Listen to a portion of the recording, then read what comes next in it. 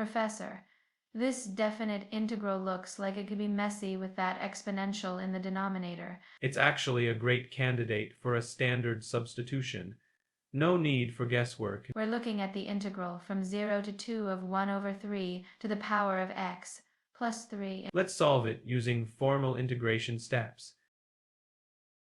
Our first move is to substitute u equals 3 to the power of x. Okay, if u equals 3 to the power of x, then taking the derivative gives du equals 3 to the power of x times the natural log of 3 dx. Exactly.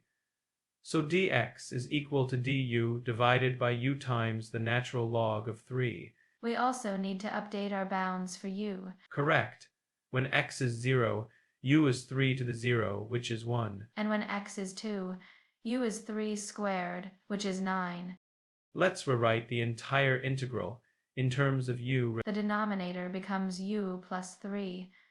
And dx brings in that extra u and natural log of 3. Pulling the constant out, we get 1 over the natural log of 3 times the integral from 1 to 9 of 1 over u times u plus 3. Oh, I see it. We can use partial fraction decomposition here. Spot on.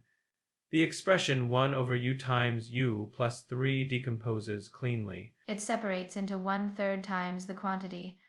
1 over u minus 1 over u plus 3. Now we can pull that 1/3 out to the front, giving us 1 over 3 log 3. And integrating is straightforward now.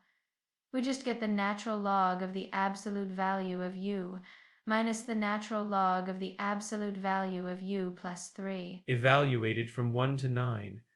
Let's plug in the upper bound first. Plugging in 9 gives log 9 minus log 12. And plugging in the lower bound of 1 gives log 1, which is 0, minus log 4. So we have log 9 minus log 12 minus negative log 4.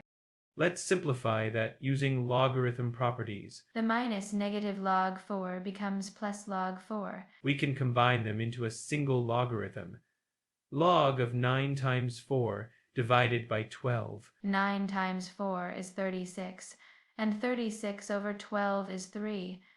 So that whole bracket just simplifies to the natural log of 3. Finally, multiply that by the constant we left out front, 1 over 3 log 3. The log 3's cancel out completely.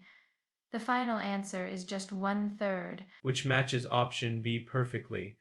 Rigorous algebra never lies.